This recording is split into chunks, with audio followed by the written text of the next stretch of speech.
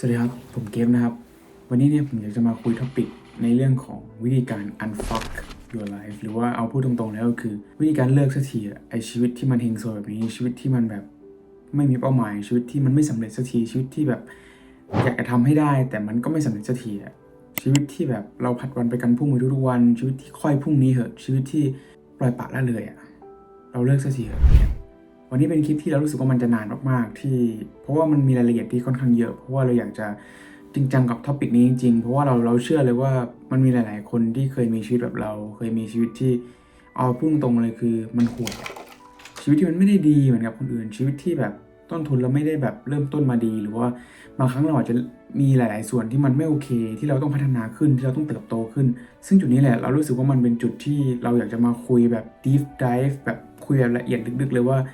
เราจะทำยังไงทำไมมันถึงแบบแย่ขนาดนี้วะทำไมเราถึงจะทำให้มันดีขึ้นไม่ได้วะวันนี้เราจะมาคุยกันทั้งหมดเลยตั้งแต่แบบเรื่องของจุดเริ่มต้นว่าจริงๆคุณรู้อยู่แล้วอยู่แก่ใจว่าคุณต้องทำอะไรบ้างเพื่อที่จะสำเร็จคุณรู้อยู่แล้วแล้วทำไมล่ะสาเหตุอะไรที่ทำให้คุณไม่ทำสักทีซึ่งวันนี้เราก็จะมาคุยกันเนาะว่าอะไรที่มันทำให้เราไม่ทำและทำให้เราแบบผัดวันประกันพรุ่งถ้าให้พูดตรงๆมันคือคำนั้นเลยเนาะส่วนที่3ก็คือผมจะพูดเกี่ยวกับเรื่องของการของชีวิตมันเป็นเรื่องที่เราในชีวิตเรามันขึ้นแล้วก็ลงขึ้นแล้วก็ลงทำไมมันถึงเป็นอย่างนั้นล่ะหลายๆวันในแต่ละคนเนี่ยในแต่ละชีวิตในแต่ละวันเรามีช่วงที่ขึ้นเรามีช่วงที่ลงซึ่งมันเป็นเรื่องปกติของชีวิตซึ่งวันนี้เราก็จะมาคุยกันว่าสาเหตุทำไมมันขึ้นสาเหตุทำไมมันลงเนาะแล้วก็ส่วนที่4ก็จะเป็นเรื่องของ vision boardซึ่งจะเป็น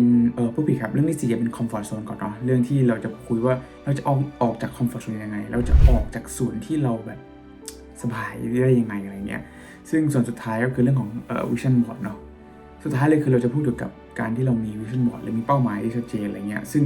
เอาตรงเลยคือมันเป็นเรื่องปกติที่เราเชื่อว่าหลายๆคนกูรูหลายๆคนคงพูดกันอยู่แล้วแหละแต่ว่าคงไม่มีใครที่มาพูดกันตรงๆแบบนี้ว่าสุดท้ายแล้วคือชีวิตที่มันเฮงซวยมันก้าวข้ามผ่านยังไงมันทำให้มันดีขึ้นได้ยังไงอะไรเงี้ยซึ่งวันนี้เราจะมาคุยกันถึงรายละเอียดในแต่ละจุดแบบละเอียดเลยจริงๆเพราะว่าวันนี้จะเป็นคลิปที่ค่อนข้างนานมากๆอะไรเงี้ย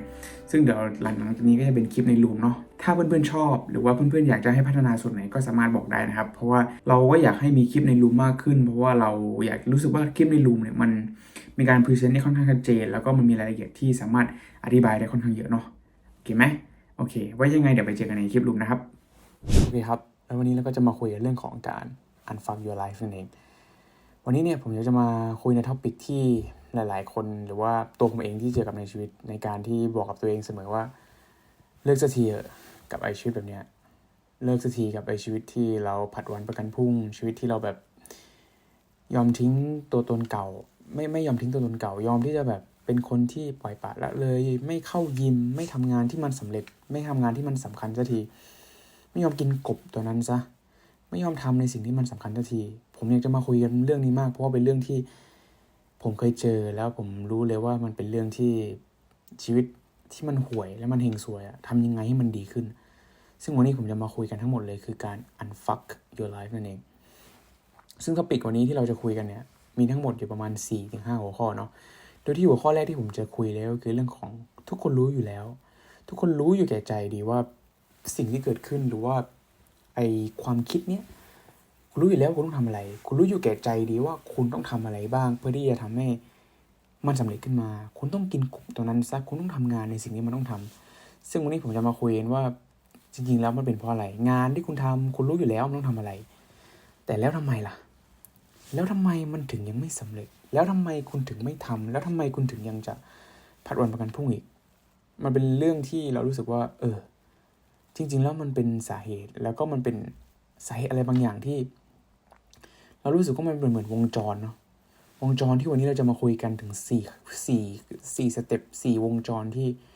เราเคยผ่านมาทั้งหมดแล้วเรารู้ว่ามันเป็นยังไงจนถึงตอนนี้เราเพิ่งเข้าใจดีว่าจริงๆแล้วตอนนั้นที่มันหลงทางตอนนั้นที่มันกลัวตอนนั้นที่มันไม่กล้าเสียสละเนี่ย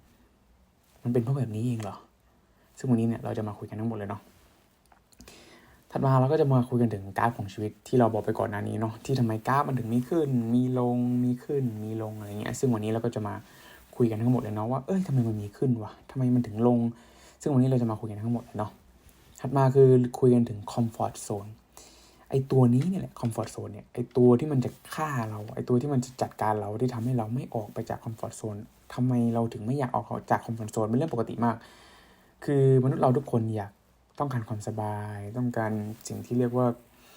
คอมฟอร์ตความสบายความคอนวีเนียนต์ความที่อยากจะอยู่เฉยๆไม่ต้องทำอะไรอยากจะไปพักผ่อนนู่นนี่นั่นซึ่งตรงนี้แหละมันคือจุดที่ถ้าเราไม่ยอมทิ้งบ้างไปบางส่วน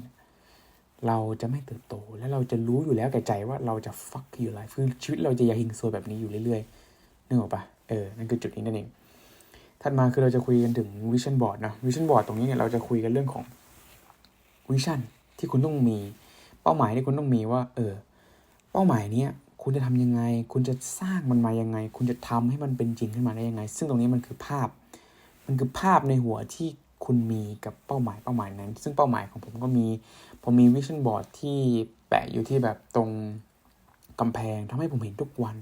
เห็นทุกครั้งเวลาทำงานเวลาทำอะไรเงี้ยซึ่งเรารู้สึกว่ามันเป็นอะไรที่มันดีมากๆการที่เรามีวิชั่นบอร์ดการที่เราเห็นภาพว่าเราต้องสำเร็จแบบไหนเราอยากเป็นคนแบบนี้เราอยากมีฟิตเนสแบบนี้เราอยากมีความสัมพันธ์แบบนี้อะไรเงี้ยซึ่งจุดนี้แหละเราจะมาคุยวิธีการทำวิชั่นบอร์ดคร่าวๆเนาะจริงๆมันไม่ได้ยากเลยเราทำใน Canva เนาะแล้วเราก็จะโชว์ให้ดูว่าวิชั่นบอร์ดเราเป็นยังไงด้วยเนาะถัดมาเรื่องสุดท้ายคือบทสรุปคือคุณจะเอาไปปรับใช้ยังไงตรงนี้เนี่ยคือเป็นเรื่องของคุณเลยครับคุณสามารถนำไปปรับใช้ได้หลายรูปแบบมากแต่ผมจะสรุปเป็นประมาณ 4-5 ขั้นตอนเนาะให้คุณไปปรับใช้ได้อย่างแบบมีประสิทธิภาพมากขึ้นเพราะว่าตอนนี้คุณต้องทำยังไงเป็นขั้นเป็นตอนเนาะซึ่งวันนี้เนี่ยเราจะมาคุยกันทั้งหมด6ท็อปิกเลยโอเคไหมโดยที่เราจะมาเริ่มจากส่วนแรกแต่ก่อนที่เราจะไปเริ่มจากส่วนแรกเนี่ยเรารู้สึกว่าเรามีคอมมูนิตี้หนึ่งหรือว่ามีชุมชนของตัวเราเองเนาะที่เราอยากจะแนะนำให้กับคนที่อยากจะพัฒนาตัวเองอยากจะออกจากชีวิตที่มันแบบไม่ดีสักทีที่มันเฮงซวยแบบเนี้ยเรามีคอมมูนิตี้หนึ่งที่เป็นคอมมูนิตี้กับการพัฒนาตัวเองเนาะซึ่งถ้าใครสนใจเนี่ยเราแนะนำอย่างยิ่งที่อยากจะรวมคนที่อยากจะพัฒนาตัวเองอยากที่แบบพัฒนาตัวเองชีวิตที่มันดีขึ้นเอาง่ายๆเลยเข้ามาในชุมชนของเราเข้ามาเป็นส่วนหนึ่งตอนนี้เรามี21คนรวมไปถึงเพื่อนๆของเราเนาะที่ตอนนี้กำลังเติบโตกำลังที่จะ conquer yourself คือการที่เอาชนะชีวิตตัวเองเอาชนะความขี้เกียจของตัวเองซึ่งจุดนี้แหละคือเรารู้สึกว่าเราอยากจะคุยกับทุกคนเราอยากจะมาแชร์เราอยากจะมาแนะนำซึ่งเราเนี่ยตั้งใจมากเราทำคอร์สทั้งหมด6คอร์สที่เราจะสร้างขึ้นมาเพื่อให้คนที่อยู่ในคอมมูนิตี้เราเนี่ยเรียนรู้เพราะเราเนี่ยผ่านทั้งฟรีแลนซ์มาก่อนเราทำอีดิติ้งมาก่อนซึ่งหลายๆคนก็รู้เนาะที่อยู่ในคอมมูนิตี้เราหรืออยู่ในติดตามใน YouTube เนี่ยเราตัดต่อมาตลอดตั้งแต่2ปีที่แล้วเราทำงานในฟาสต์เวิร์กแต่ก่อนนั้นเราทำงานเป็นพาร์ทไทม์อันนี้คือภาพที่อยู่ในร้านโอปาเด็กที่เราไปนั่งทำไปเป็นเด็กเสิร์ฟไปนั่งทำอยู่ในเป็นครัวเย็นครัวร้อนไปเป็นเด็กล้างจานไปเป็นเด็กถูพื้นไปกวาดขยะแล้วเราก็มาทำงานติวเตอร์ที่ทำรายได้ของเราได้ประมาณ 2-3 หมื่นบางทีถึง 50,000 เลยด้วยซ้ำเพราะเราสามารถสร้างนักเรียนหรือเป็นติวเตอร์ที่แบบที่มันดีได้ที่มันแบบสร้างหรือว่าให้มันเกิดผลได้นั่นเองโดยการที่เรามีนักเรียนแบบ5-20 คนอะไรเงี้ยซึ่งตรงนี้เราสามารถแบบจะอธิบายให้ฟังในคลาสรูมของเราเนาะซึ่งมันมีหลายๆอย่างมากมีคอร์ส investing ด้วยที่เราแบบลงทุนในวัยรุ่นอะไรอย่างนี้เนาะเราไม่ค่อยแนะนำแบบคือตอนนี้เรายังวัยรุ่นแล้วเรารับความเสี่ยงได้มากเราก็เลยจะสอนวิธีการลงทุนของเราในการที่เราจะรับความเสี่ยงในตอนนี้แทนที่เราจะไปรับความเสี่ยงตอนที่เราแก่แล้วอะไรเงี้ยเพราะมันไม่คุ้มเลยอะไรเงี้ยโอเคไหมตรงนี้ก็จะเป็นคลาสรูมเนาะเราก็เลยแนะนำอย่างยิ่งถ้าเข้ามาในคอมมูนิตี้เราตอนนี้มันยังฟรีอยู่เนาะ100 คนแรกคือเราอยากให้แค่100 คนที่ตอนนี้มันยังไม่ได้มีอะไรมากครับแต่ถ้าคุณเข้ามาก่อนคุณจะได้ value ที่มากกว่าผมได้มีโอกาสที่ในอนาคตจะได้มีโอกาสไปสัมภาษณ์ของพี่ไลออนที่ตอนนี้ผมเคยเป็น editor ช่อง The Library อยู่หรือว่ามีโอกาสได้ไปสัมภาษณ์พี่แน็กซึ่งในอนาคตผมจะทำให้มันดีขึ้นอย่างแน่นอนแล้วก็จะทำให้ตัวคอมมูนิตี้เนี่ยมันพัฒนาขึ้นอย่างแน่นอนเนาะโอเคประมาณนี้ซึ่งสุดท้ายแล้วถัดมาก็คือเรื่องของ Instagram IG ตรงนี้ก็ไม่ค่อยรายละเอียดมากเนาะก็จะเกี่ยวกับไปติดตามเราเพื่อที่จะอัปเดตข่าวสารรวมไปถึงแบบเรื่องของรายละเอียดที่เราจะพัฒนาใน YouTube ในคอนเทนต์ต่างๆเนาะสำหรับคนที่อยากจะพัฒนาตัวเองเรื่อยๆถัดมาก็คือเรื่องของแชร์วิดีโออยากให้แชร์วิดีโอให้กับคนที่เราอยากจะพัฒนาด้วยอยากจะมีคนที่มีชีวิตที่ดีไปกับเราด้วยก็แชร์วิดีโอไปด้วยกันเนาะเชิญชวนทุกคนให้มาเติบโตไปด้วยกันให้มาเรียนรู้ให้มาพัฒนาไปด้วยกันนั่นเองโอเคแล้วก็โปรทิปง่ายๆเลยก็คือเราคิดว่าคลิปนี้มันจะนานมากๆฉะนั้นแล้วเนี่ยก็คือแนะนำอย่างยิ่งที่ให้ดูแบบคูณ2เนาะถ้าเป็นไปได้อะไรเงี้ยก็ 1.5 ก็ได้ครับจะได้ไม่เสียเวลาเพราะว่าคลิปนี้อาจจะประมาณ ครึ่งชั่วโมงอาจจะชั่วโมงนึงเลยด้วยซ้ำเพราะว่าเราจะคุยกันนานมากๆเนาะเรื่องของรายละเอียดต่างๆโอเคไหมโอเคงั้นมาเข้าเรื่องกันเลยเพื่อไม่ให้เป็นการเสียเวลาคุณรู้อยู่แล้วหัวข้อแรกเลยคือคุณรู้อยู่แล้วคุณรู้อยู่แก่ใจดีว่าคุณต้องทำอะไรอันนี้คือภาพที่ผมตัดต่อวิดีโอที่ผมอ่านหนังสือซึ่งภาพติวเตอร์ผมเลยว่าหลายๆคนคงเห็นอยู่แล้วมีภาพของตอนที่ผมไปอ่านหนังสือตอนที่ผมเรียนตอนที่ผมจดโน้ตตอนที่ผมไปยิมผมเชื่อว่าหลายๆคนรู้อยู่แก่ใจอยู่แล้วว่าสิ่งที่คุณต้องทำเพื่อให้สำเร็จคุณรู้อยู่แล้วคุณต้องทำอะไรคุณรู้อยู่แล้วว่าวันนี้คุณต้องไปยิมนะคุณรู้อยู่แล้วว่าวันนี้คุณต้องไปเรียนนะคุณรู้อยู่แล้วว่าวันนี้คุณต้องทำนู่นทำนี่เป็นสเต็ปเป็น to do list ที่คุณต้องทำซึ่งผมเชื่อเหลือเกินว่าทุกๆคนเนี่ยเขารู้อยู่แล้วว่าชีวิตในแต่ละวันเราต้องดำเนินไปยังไงต้องทำสิ่งไหนบ้างซึ่งในชีวิตเราเนี่ยเราก็ไม่เข้าใจกับตัวเองนะคือคุณรู้เนี่ยคุณรู้ดีว่าคุณต้องทำอะไรให้เสร็จเพื่อทำงานนั้นให้เสร็จคุณรู้ดีอยู่แก่ใจแต่แล้วทำไมล่ะแล้วทำไมคุณถึงไม่ทำไอ้นี่คือตัวอย่างของตัวคาเลนดาร์ของผมเองซึ่งเอาตรงนะตอนวันแรกที่เฮงซวยสุดคือมันไม่ได้เป็นแบบนี้เลยครับมันเละเทะมากครั้งแรกที่ผมมาใช้ Google Calendar คือมันไม่มีอะไรเลยตอนนี้ผมมี to do list เกือบ20อย่างที่ต้องทำในแต่ละวันมีหลายๆอย่างมีทั้งยิมมีทั้งไปเรื่องของ work with low density ก็คือแบบความเข้มข้นต่ำหรือว่ารวมไปถึงการที่ผมเนี่ยมีเรื่องของการอ่านไบเบิลเพราะผมอยู่ศาสนาคริสต์ใช่ไหมมีการ meditation การนั่งสมาธิรวมไปถึงมีการประชุมทีมรวมไปถึงการจัดสรรเวลาต่างๆใน Google Calendar นั่นเองซึ่งตรงนี้เนี่ยก็คือตารางทั้งหมดตารางไทม์ไลน์ของผมทั้งหมดที่ผมใช้ในตอนนี้ในการที่ผมบริหารเวลาในการที่ผมจะพัฒนาตัวเองในการที่ผมทำสิ่งต่างๆอย่างเป็นบล็อกเวลาอย่างชัดเจนนั่นเองซึ่งตอนนี้ก็เป็นช่วงเวลาที่ผมเนี่ยตั้งใจว่าจะมาอัดวิดีโอเพื่อทำให้เป็นประโยชน์ให้กับคนที่อยู่ในคอมมูนิตี้ของเรานั่นเองโอเคไหมโอเคเรามาคุยกันดีกว่าก่อนที่เราจะไปคุยกันถึงสาเหตุเนี่ยเราจะมาคุยกันถึงพิล่าของชีวิตกันก่อนนิดนึงคุณรู้อยู่แล้วคุณต้องทำอะไรแล้วทีนี้เนี่ยไอสิ่งที่คุณทำเนี่ยมันแบ่งมาได้กี่ประเภทแรกเลยคือเรื่องของเวลาชีวิตของคุณเนี่ยเวลาเป็นสิ่งที่สำคัญที่สุดเป็นสิ่งที่เขาเรียกว่าอะไรทำไมนาฬิกาที่มันแพงๆมันถึงแพงขนาดนี้เช่น Rolex AP หรือว่าแม้กระทั่ง Jacob & Co ทำไมมันถึงแพงขนาดนี้เพราะมันบรรจุสิ่งที่เรียกว่าเวลานั่นเองเพราะเวลาเป็นสิ่งที่มีค่าที่สุดในชีวิตของคนเราแล้วคุณไม่สามารถดึงเวลากลับมาได้คุณไม่สามารถยืดเวลากลับไปได้เพราะเวลาในแต่ละวันของคุณมีแค่24ชั่วโมงนั่นเองต่อวันถัดมาคือเรื่องของการเงินเป็นเรื่องที่เราคุยกันในท็อปิกที่2หลายๆคนอาจจะพูดว่าบางทีเงินอาจจะซื้อความสุขไม่ได้หรือนู่นนี่นั่นผมรู้สึกว่าผมอยากให้มีถึงจุดที่เรามีเงินก่อนจริงๆเพราะผมเชื่อว่าหลายๆอย่าง 99% ของปัญหาเราสามารถแก้ปัญหาได้ด้วยเงินอาจจะซื้อความสุขไม่ได้แต่เงินสามารถพาครอบครัวไปดินเนอร์พาครอบครัวไปหาความสุขพาครอบครัวไปในจุดที่ตอนนี้ยังตกต่ำหรือพาครอบครัวไปในความสุขที่เรารู้สึกว่าความสุขของเราคือการที่ได้เห็นพ่อแม่เติบโตการที่เห็นผู้เปรียบการที่ได้เห็นพ่อแม่รีไทร์ไม่ต้องทำงานแล้วเขามีความสุขกับการมีชีวิตนั่นคือความสุขของผมฉะนั้นเงินคือพาหนะหรือ vehicle ที่มันพาผมไปถึงเป้าหมายของผมนั่นเองซึ่งถัดมาก็คือเรื่องของความสัมพันธ์เป็นอีกอย่างที่ผมอยากจะคุยกันมากเพราะว่าหลายๆอย่างเนี่ยมันเกิดขึ้นในชีวิตของผมเริ่มมีแฟนผมเริ่มมีหลายๆอย่างเกิดขึ้นในชีวิตเพราะความสัมพันธ์เนี่ยมันเป็นเรื่องของการที่เราเติบโตไปด้วยกันเราเรียนรู้เราพูดคุยกับคนที่เรารักไม่ว่าจะเป็นพ่อแม่พี่น้องหรือว่าเป็นคนคุยแฟนซึ่งทุกอย่างเราสามารถเติบโตไปกับเขาได้ซึ่งจุดนี้นี่แหละคือเรื่องของความสัมพันธ์นั่นเองถัดมาคือเรื่องของสุขภาพคือ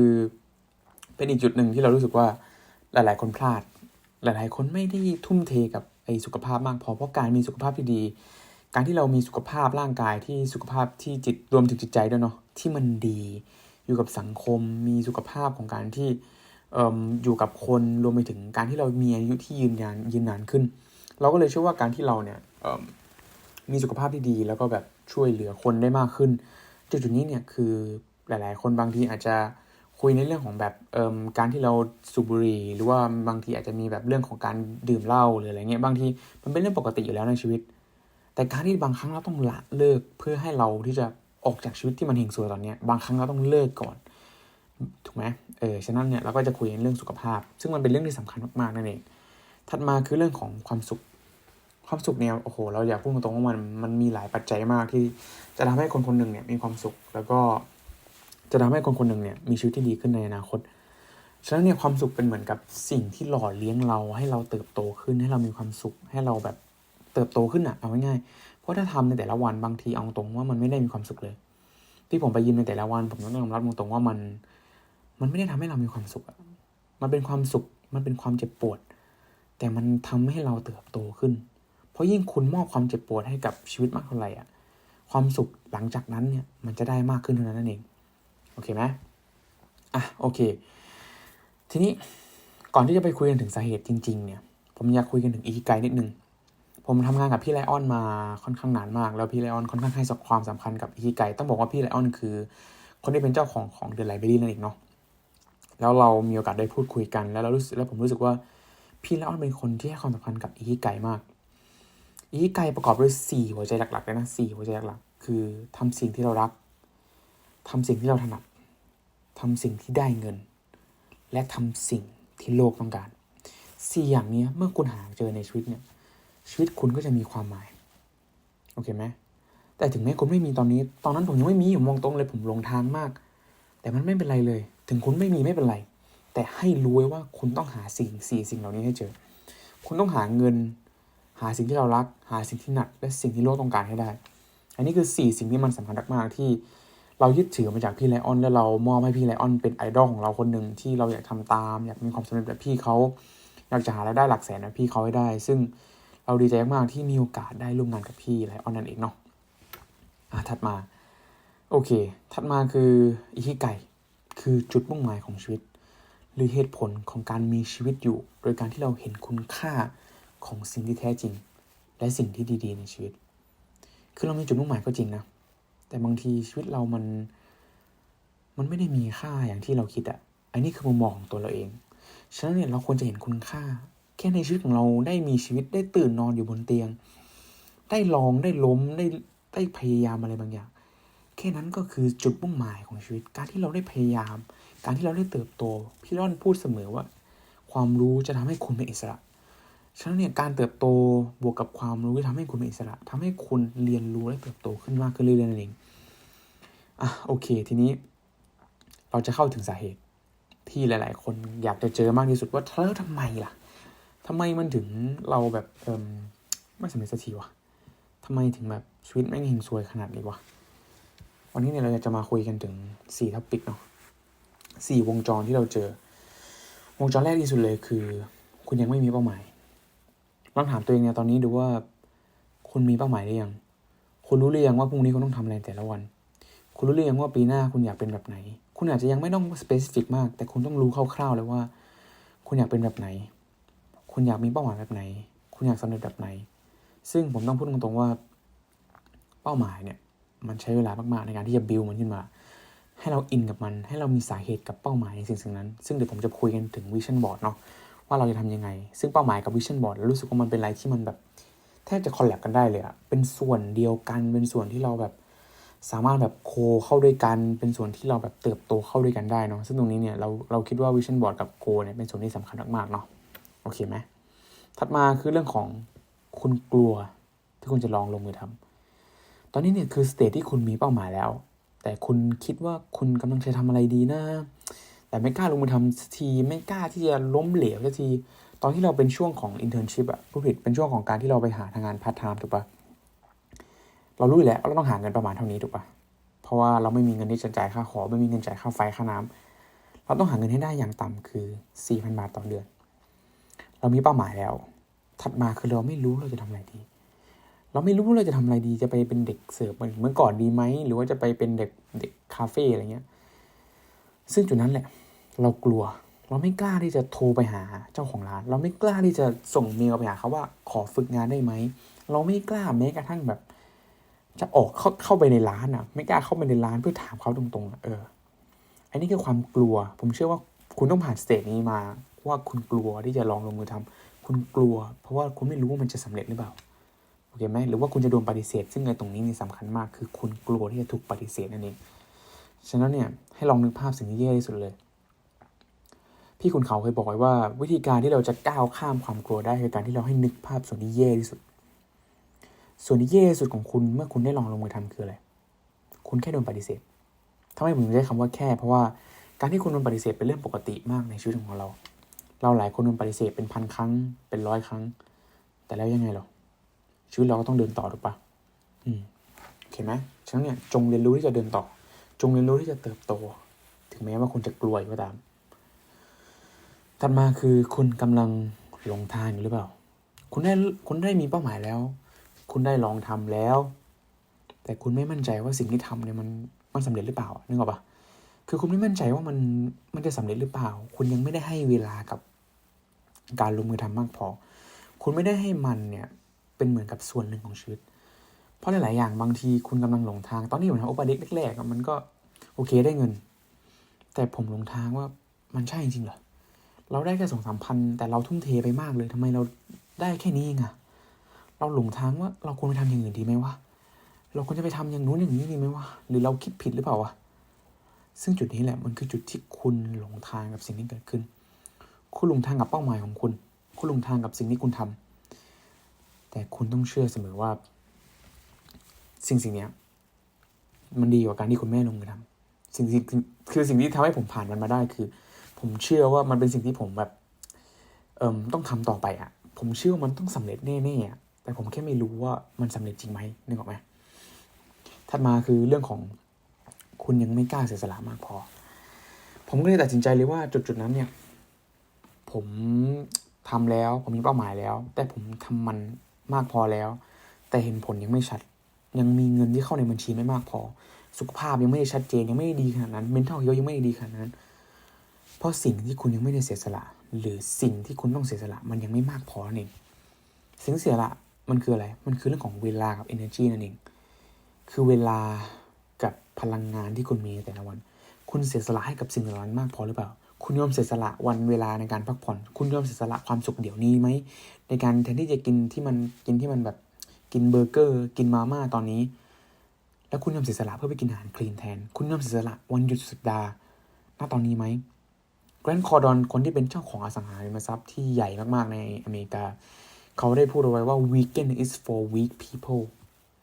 วันหยุดสุดสัปดาห์มันไว้ใช้สำหรับคนที่เป็นคนอ่อนแอคนที่แบบอยากจะพักผ่อนในชีวิตประจำวันแบบทั่วไปผมไม่อยากจะเถียงว่ามันเป็นสิ่งที่มันจริงสำหรับผมในตอนนั้นเพราะชีวิตผมไม่สามารถพักได้จริงๆวันเสาร์อาทิตย์ผมต้องไปทำงานพาร์ทไทม์กลับมา3 ทุ่มต้องมาตัดต่อวิดีโอต่อซึ่งผมเชื่อว่าหลายๆคนที่อยากจะพัฒนาตัวเองอยากจะก้าวข้ามผ่านชีวิตที่มันเฮงซวยเนี่ยมันคือเขาคือคนหนึ่งที่อยากจะ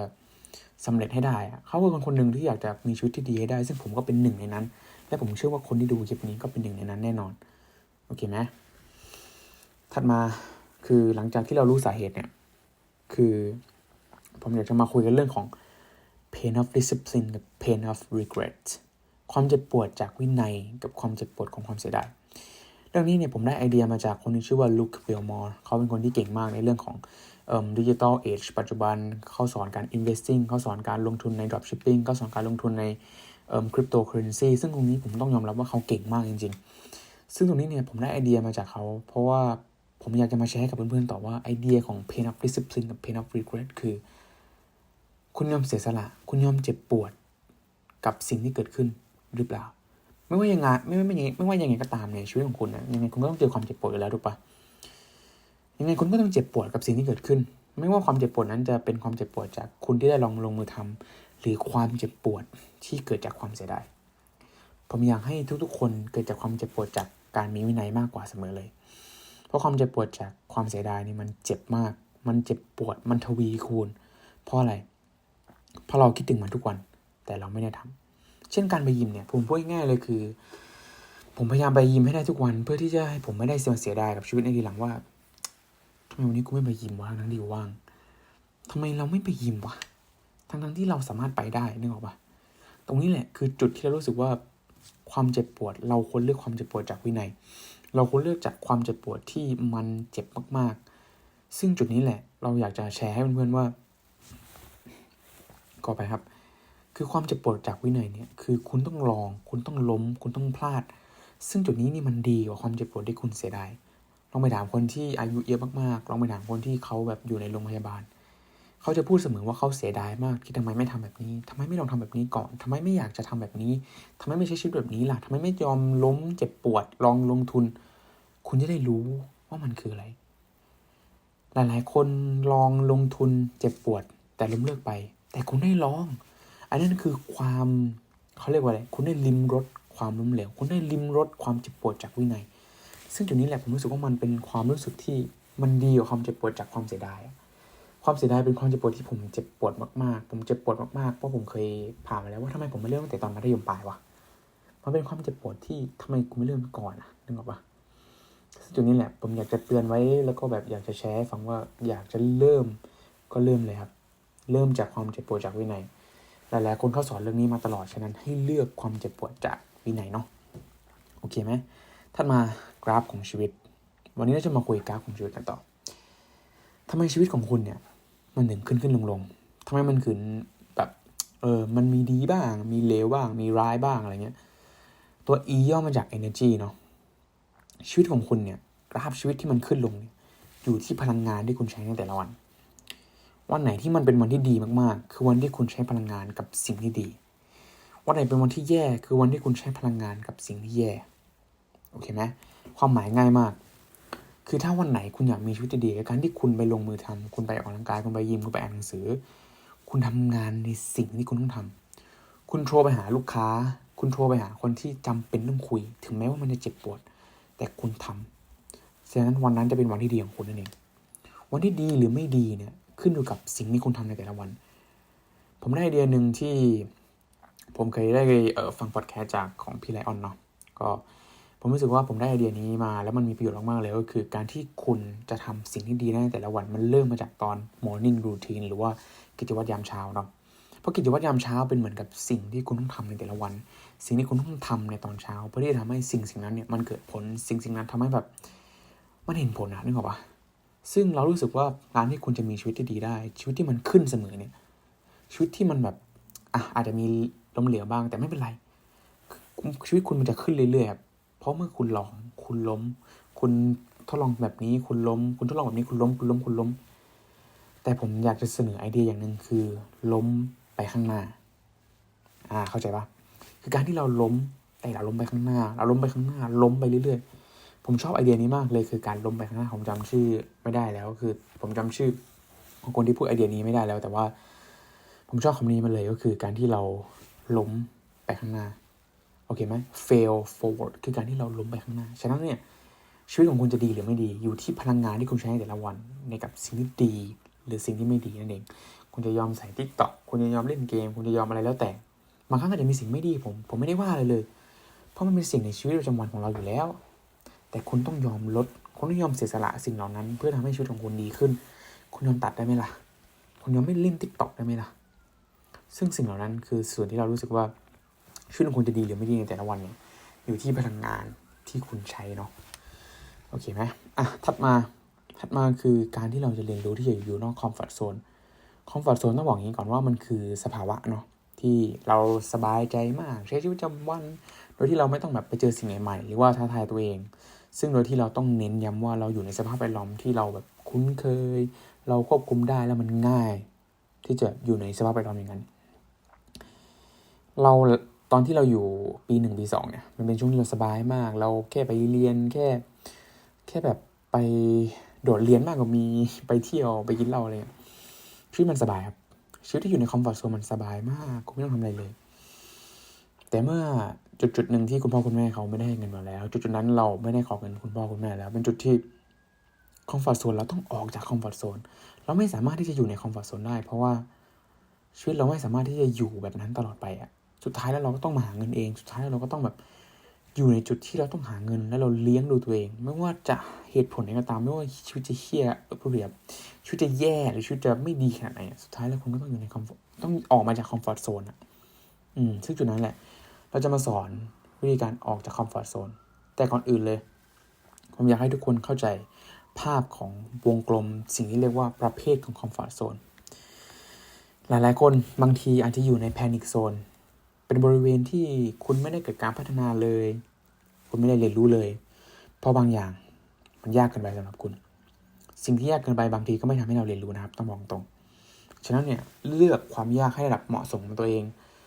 ผมอยู่ศาสนาคริสต์แล้วผมเชื่อเสมอว่าพระเจ้าจะสอนเราและมอบปัญหาของเราให้ไม่เกินความสามารถและกำลังของเราอย่างแน่นอนอันนี้คือความเชื่อของผมซึ่งผมอันนี้เป็นเรื่องของความเชื่อแล้วก็เรื่องของวิจารณญาณเนาะผมเชื่อเลยผมเชื่อหลายๆอย่างว่าพระเจ้าเขาสอนเราพระเจ้าให้โอกาสเราฉะนั้นเนี่ยเราเลือกที่จะตอบสนองเลือกที่จะผ่านจุดที่มันล้มเหลวผ่าน obstacle ผ่านปัญหาผ่านอุปสรรคฉะนั้นเนี่ย panic zone คุณจะไม่เรียนรู้แต่ส่วนถัดมาคือ growth zone คือจุดที่คุณจะเติบโตสู่ความสำเร็จจุดนี้แหละคือจุดที่เหมาะสมมากๆที่คุณควรจะอยู่คุณเจอความยากคุณเจอความท้าทายแต่คุณยังทำต่อคุณยังไม่ล้มเลิกคุณยังพยายามมันต่อคุณยังแบบเอาหน่อยวะทำใหม่อีกรอบวะทำอีกสักครั้งไหมวะไม่เป็นไรเอาใหม่คุณมีเพื่อนที่อยู่กับคุณถึงแม้เป็นเพื่อนที่เล่นเกมเพื่อนมันบอกว่าเอามึงไม่เป็นไรเพื่อนมึงเอาใหม่ได้เอาใหม่ทำใหม่ล้มได้ทำใหม่จนนี้คือจุดที่ผมเติบโตจนที่ผมอยู่ในโอปเด็กผมทำงานเป็นเด็กเสิร์ฟแต่ละวันกลับมาเหนื่อยมากแต่เพื่อนก็ยังให้กำลังใจผมมีเพื่อนที่ดีๆหลายคนผมต้องยอมรับว่าสังคมเพื่อนผมดีจริงๆถึงแม้จะเป็นเพื่อนที่เล่นเกมแต่เป็นเพื่อนที่สังคมเพื่อนที่ดีจริงๆผมไม่อยากจะเอ่ยชื่อแต่ผมดีใจมากๆที่ผมได้มีโอกาสได้มีเพื่อนดีๆแบบนี้ได้มีโอกาสที่ได้เติบโตไปกับเพื่อนๆซึ่งจุดนี้แหละเป็นจุดที่ผมได้เติบโตผมได้เรียนรู้ได้ลองมาทำงานออนไลน์ได้รู้จักพี่เพชรได้รู้จักพี่ไลออนได้รู้จักคนที่เติบโตหลายๆคนมากมายฉะนั้นจุดนี้เลือกที่จะเติบโตในชีวิตเลือกที่จะเติบโตกับความสำเร็จจงทำงานให้กับตัวเองมากกว่าทำงานให้กับคนอื่นจงเลือกความสำเร็จของตัวเองเป็นหลักโอเคไหมถัดมาคือจุดของการ learning zone จุดนี้เนี่ยอาจจะเป็นการเรียนรู้แล้วก็การแก้ปัญหาทีละจุดเนาะตรงนี้เนี่ย learning zone กับ growth zone ความแตกต่างง่ายๆเลยนะเราเชื่อว่า growth zone คือบริเวณที่คุณจะเติบโตได้มากกว่า learning คุณแค่ได้เรียนรู้แต่คุณยังไม่เติบโตคนคนหนึ่งจะเติบโตได้เกิดมาจากการที่คุณเรียนรู้และคุณลองไป implement หรือว่าลองทำ apply นั่นเอง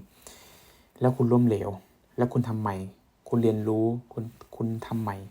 เรื่อยๆจนคุณเติบโตการเติบโตเป็นช่วง period การ learning เป็นจุดเขาจะเข้าใจภาพไหมฉะนั้นเนี่ยการที่คุณจะเรียนรู้แล้วก็เติบโตได้การที่คุณแบบลองผิดลองถูกลองนู่นลองนี่ลองนั่นไปเรื่อยๆจนคุณสำเร็จได้นั่นเองเนาะโอเคไหมส่วนสุดท้ายคือ comfort zone คือจุดที่เราเคยผ่านมาจุดที่เรารู้มันเป็นยังไงแล้วเรารู้สึกดีมากกับมันแต่จงอย่าอยู่กับ comfort zone เยอะจนเกินไปออกมาจาก comfort zone ครับถ้าเลือกได้จงออกมาจาก comfort zone เลือกที่จะท้าทายสิ่งใหม่เลือกที่จะมีเป้าหมายเลือกที่จะทำในสิ่งที่เรารู้แก่ใจดีว่าเราอยากจะพัฒนาตัวเองยังไงเราอยากจะดีขึ้นยังไงซึ่งจุดนี้แหละคือคนที่มันคือส่วนที่คุณแบบอยากจะดีขึ้นในแต่ละวันฉะนั้นเนี่ยผมอยากจะมาแชร์ตรงว่าออกมาเลยครับบางครั้งคุณต้องออกมาเพราะว่าชีวิตคุณจะไม่ดีขึ้นเลยถ้าคุณไม่ออกจากคอมฟอร์ทโซนชีวิตคุณจะอยู่ในกับที่เพราะไม่ว่าคุณจะพยายามยังไงถึงคุณจะอยู่ในแค่ในคอมฟอร์ทโซนอะ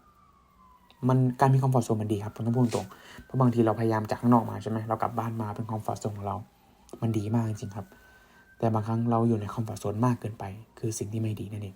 โอเคไหมถัดมาเราจะมาคุยกันถึงคำคมหนึ่งผู้ผิดครับคำคมหนึ่งที่ผมชอบมากๆเลยคือ if you are going through hell keep going จริงๆมันมีคำว่า keep going อีกเนาะแต่ว่าเรายังไม่ได้พิมพ์เดี๋ยวขออนุญาตเนาะแป๊บหนึ่งจริงๆมันคือคำว่า keep going นั่นเองคือคุณต้องลองพยายามต่อไปเรื่อยๆคุณต้องทำสิ่งเหล่านี้ต่อไปเรื่อยๆ if you are going through hell keep going ถ้าคุณยังอยู่ในนรกตอนนี้จงทำมันต่อไปจงทุ่มเทมันต่อไปอย่าไปสนใจว่าคนอื่นจะคิดยังไงเพราะคุณยังอยู่ในนรกคุณยังผ่านจุดที่เลวร้ายยังมาไม่ได้ฉะนั้นทำต่อไปทุ่มเทต่อไปอันนี้เป็นคำคมจากวินสตันเชอร์ชิลล์นะครับที่ผมชอบมากๆแล้วมันเป็นตั้งโปรไฟล์คำคมของผมในไลน์เลยคือ if you are going through hell keep going ถึงคุณจะอยู่ในนรกคุณโดนเพื่อนล้อคุณโดนเพื่อนเกลียดคุณไม่เป็นที่ยอมรับแต่ไม่ต้องไปสนใจครับคุณทำต่อไปคุณทำเป้าหมายของคุณต่อไปไม่ต้องสนใจกับสิ่งที่คนอื่นคิดเพราะว่าเขาไม่ได้มีมุมมองแบบเราเขาไม่ได้มีภาพที่อยากจะทำให้พ่อแม่สบายแบบเราเขาไม่ได้มีภาพที่อยากจะสำเร็จแบบเราฉะนั้นอย่าไปสนใจครับบางครั้งคุณต้องตัดบางอย่างไปต้องยอมทิ้งบางอย่างไปแต่จงเลือกที่จะทำต่อไปนั่นเองถัดมาเรามาคุยกันวิชั่นบอร์ดเป็นจุดที่โอเคตอนนี้เนี่ยวิชั่นบอร์ดเนี่ยเป็นภาพที่ใหญ่มากๆของเรา vision board เนี่ยผมอยากจะมาให้ทุกคนหลายๆคนดูนะว่ามันคือแผนภาพของความสำเร็จที่คุณอยากจะเป็นในอดีตรู้ไหมครับในอนาคตไม่ว่าจะเป็นโรโมเดลเป็นคนที่อยากจะเป็นในอนาคตรวมไปถึงเป้าหมายและคำคมที่ให้กำลังใจคุณในแต่ละวันว่าทำไม vision board จะมอบสิ่งที่เรียกว่า why หรือเหตุผลที่คุณทำให้คุณถึงทำสิ่งนี้เมื่อไหร่คุณมีเป้าหมายและ vision board นะผมจะบอกเลยคุณอยากจะทำสิ่งนั้นทุกวันจริงๆเพราะคุณรู้ว่าภาพที่คุณอยากเป็นยังไงคุณรู้ว่าสิ่งที่ทำแต่ละวันมันเป็นยังไงซึ่งจุดนั้นแหละมันคือภาพที่คุณแบบอยากจะทำให้มันสำเร็จภาพที่คุณอยากจะทำให้มันเป็นจริงให้ได้เนาะโอเคไหมประมาณนี้ผมจะยกตัวอย่าง vision board ของผมให้ดูนี่คือ vision board ของผมสิ่งที่อยู่ตรงกลางคือพ่อแม่ของผมเองพ่อแม่ของผมคือหัวใจหลักที่ทำให้ผมทำงานนี้ผมทำ YouTube ผมทุ่มเททุกอย่างผมลงทุนผมยอมเสียเงินเพื่อเรียนคอร์สด้วยความโง่เขลาของผมเองหรือบางครั้งเราทุ่มเทบางอย่างเราทำเพื่อคนที่เรารักผมทำเพื่ออยากให้พ่อแม่รีไทร์ได้ผมไม่อยากให้พ่อแม่ทำงานในแต่ละวันอยู่ในห้องคุณพ่อผมล็อกตัวอยู่ในห้องเพื่อทำงานในแต่ละวันเพื่อทุ่มเทหาเงินให้กับลูกๆคุณแม่ผมไปทำงานที่โบสถ์ยอมเป็น accounting ยอมทำงานที่ไม่ได้สูงมากเพื่ออะไรเพื่อส่งเงินให้กับลูกๆยอมที่จะทุ่มเทหลายๆอย่างเพื่อเราฉะนั้นเป้าหมายใหญ่ที่สุดของผมเลยคือการรีไทร์พ่อแม่หรือทำให้พ่อแม่เกษียณให้ได้ทำให้เขาไม่ต้องทำงานแล้วทำให้เขามีชีวิตที่สบายให้ได้และรอบๆคือองค์ประกอบสำคัญเป็นโรลโมเดลที่ผมอยากจะเป็นให้ได้ไม่ว่าจะเป็นคำคม work hard dream big never give up ทำงานให้หนักความฝันให้ใหญ่ที่สุดและอย่ายอมแพ้มันมีลูกเบลมาไอดอลของผมที่ผมเคยพูดให้ฟังว่าเขาเป็นคนที่เก่งมากๆคนหนึ่งมีแกรนด์คอร์ดอนที่เป็นเจ้าของอสังหาริมทรัพย์ที่ผมบอกว่า weekend is for the weak people คนนี้นี่แหละครับที่เป็นคนพูดหรือมันกาจีที่ผมรู้สึกว่าชอบคอนเทนต์และชอบไอเดียของเขามากเพราะสิ่งหนึ่งที่สำคัญมากเลยคือเขารีไทร์แม่ของเขาได้เขาทำให้แม่ของเขาเนี่ยไม่ต้องทำงานอีกเลยเขาทำให้พ่อแม่แบบซื้อนาฬิกาดีๆให้แต่งตัวดีๆให้ซื้อบ้านให้กับพ่อแม่ซื้อรถให้ซึ่งต้องบอกว่าอิมานคาจิเป็นไอดอลที่เก่งมากๆคนหนึ่งของผมมี success is a journey not a destination ความสำเร็จคือเส้นทางการดำเนินชีวิตไม่ใช่เป้าหมายมีแมนนี่คอชปินที่เก่งมากด้านอสังหาริมทรัพย์เขาเก่งมากๆเขามีบูกติ X Hermes ซึ่งรถที่โคตรมหาแพงแล้วมีบ้านเป็นแบบคฤหาสน์ที่ใหญ่มากๆเขามาจากต่างแดนเป็นเด็กต่างดาวเริ่มต้นจากศูนย์ติดลบเลยด้วยซ้ำแล้วตอนนี้เขามีแบบอสังหาริมทรัพย์ที่ใหญ่มากเขาสอนคอร์สอสังหาริมทรัพย์แล้วตอนนี้เขามีรถที่เยอะมากเขาเก่งมากๆจริงๆมีคริสเฮเรียที่เป็นไอดอลด้านสุขภาพของผมที่เขาแบบเป็นเขาเรียกว่าอะไรคือเขาเป็นสุขภาพเขาเป็นด้านคาลิสเทนิกเนาะเขาเก่งมากๆเลยซึ่งถ้าใครหลายๆคนอยากมีสุขภาพดีๆอยากเล่นสายคาลิสเทนิกก็แนะนำคนนี้เลยครับคริสเฮเรียมีนาฬิกา AP ที่ผมอยากได้มากๆนาฬิกาสีทองอาจจะไม่ได้แพงมากครับ 60K แต่มันคือเป้าหมายของผมที่ผมอยากได้มีจอร์แดนบาวอย่างเงี้ยที่ผมแบบเรียนด้าน drop shipping รวมไอเดียต่างๆซึ่งถึงแม้ผมจะล้มเหลวไปแล้วแต่ผมก็ได้ไอเดียจากเขาจนทำให้ผมตัดต่อรู้วิธีการคุยกับลูกค้ารู้วิธีการบริการลูกค้ารู้วิธีการส่งมอบงานรู้วิธีการบริการที่ดีซึ่งจุดนี้แหละผมได้มาจากคนที่ชื่อจอร์แดนบาวหรือแม้กระทั่งโคบีไบรอันที่ if you are afraid to fail then you are probably going to fail คือถ้าคุณกลัวที่จะสำเร็จคุณกลัวที่คุณจะล้มเหลวเนี่ยแสดงว่าคุณก็เตรียมตัวที่จะล้มเหลวได้เลยถ้าคุณกลัวสิ่งนั้นคุณก็จะล้มเหลวถัดมาคือรถที่ผมอยากได้มากคือ G Class เป็นรถที่คล้ายๆกับคนรวยในญี่ปุ่นนึกออกปะซึ่งตรงนี้แหละคือเป้าหมายของผมทุกๆครั้งที่ผมทำงานที่ผมเหนื่อยที่ผมแบบวันนี้ยังไม่อยากทำงานเลยวันนี้เหนื่อยมากแต่ผมยังทำต่อเพราะผมยังมองภาพนี้อยู่ทุกวันยังเห็นภาพนี้อยู่ทุกๆวันที่แบบเฮ้ยภาพนี้นี่แหละ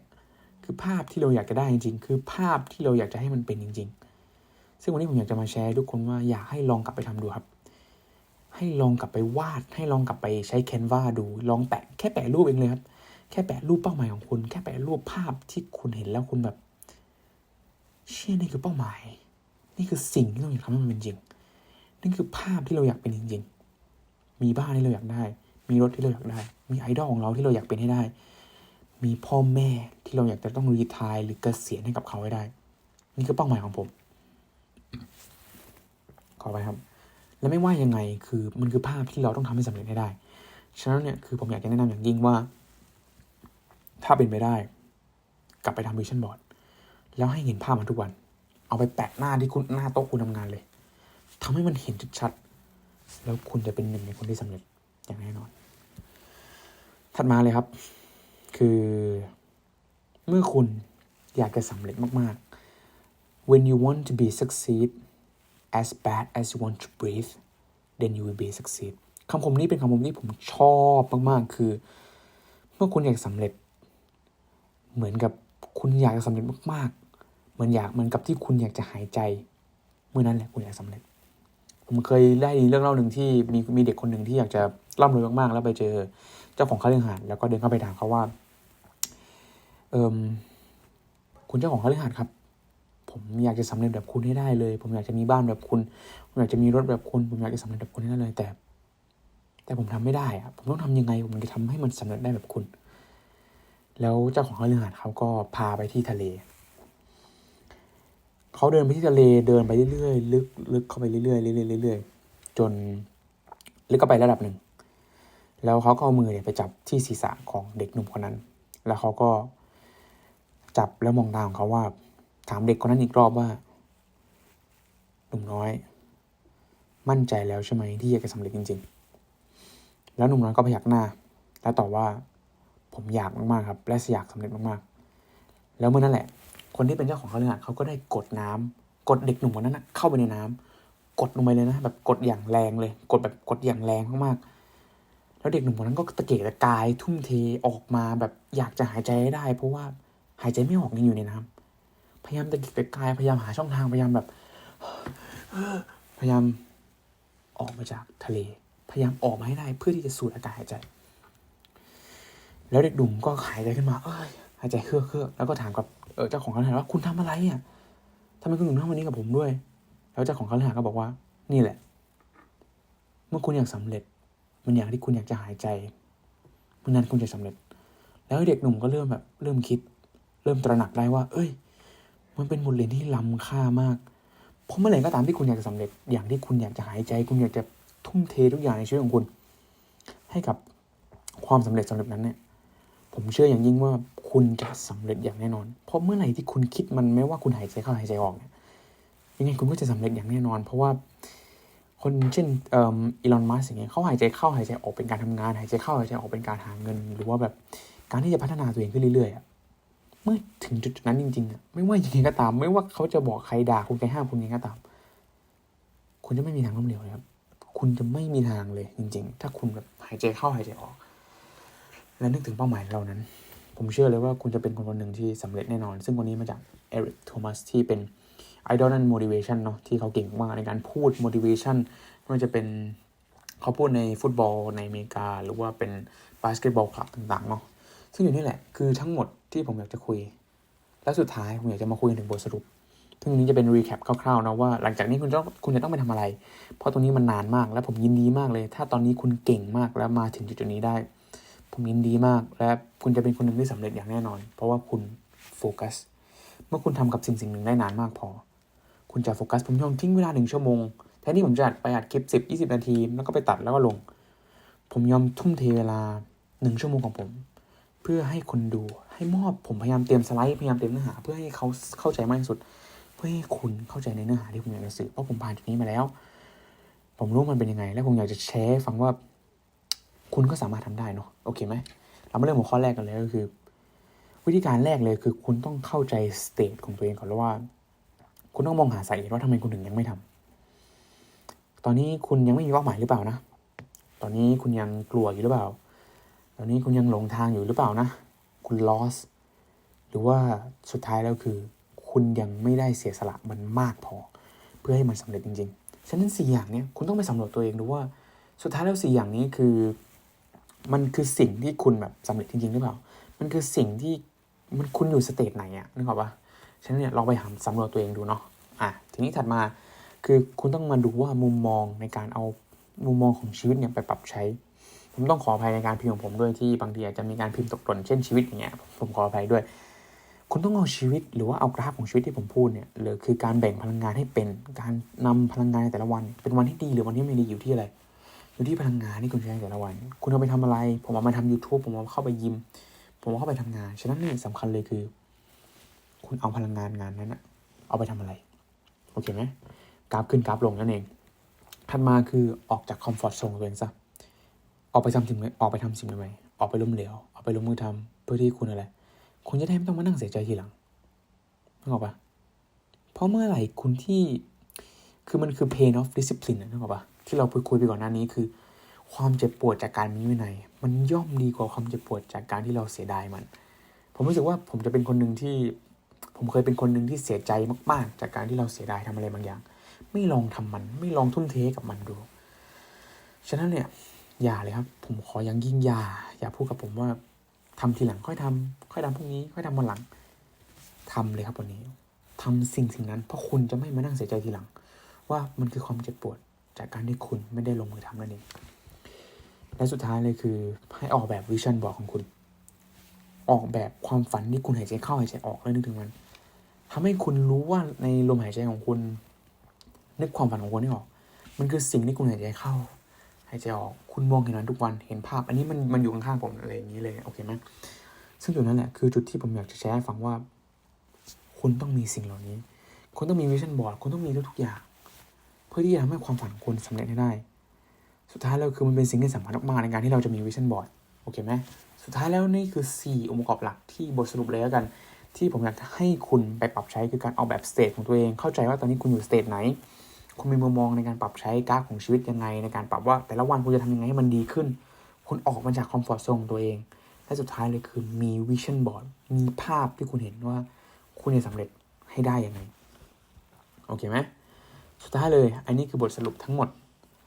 แล้วก็ผมก็อยากเชิญอีกรอบนึงนะครับอันนี้คือสุดท้ายจริงๆที่ผมอยากจะมาเชิญคือผมอยากให้ทุกคนเนี่ยได้มีโอกาสเข้ามาในคอมมูนิตี้ของผมตอนนี้ผมยังจะเปิดรับ100คนแรกนั่นเองที่เป็นชุมชนที่อยากพัฒนาตัวเองจริงๆถ้าคุณยังลองเข้าไปในผมจะทิ้งลิงก์ไว้ในอันแรกของผมเลยคือแอป School นั่นเองที่ออกแบบชุมชนของผมที่อยากจะพัฒนาตัวเองอยากจะเรียนรู้เพราะผมเชื่อว่าชุมชนของผมเนี่ยผมอยากจะเป็นคนหนึ่งที่อยากจะพัฒนาตัวเองอยากจะมีชีวิตที่ดีขึ้น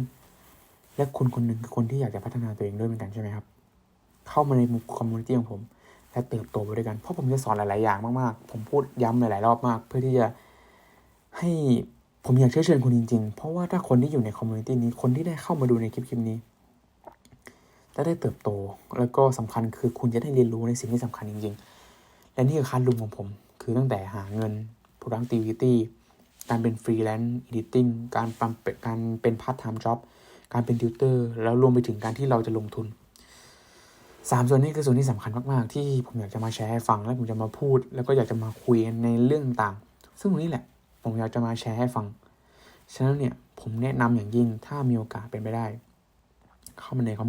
มูนิตี้ของผมแล้วก็เข้ามาเติบโตไปด้วยกันโอเคไหม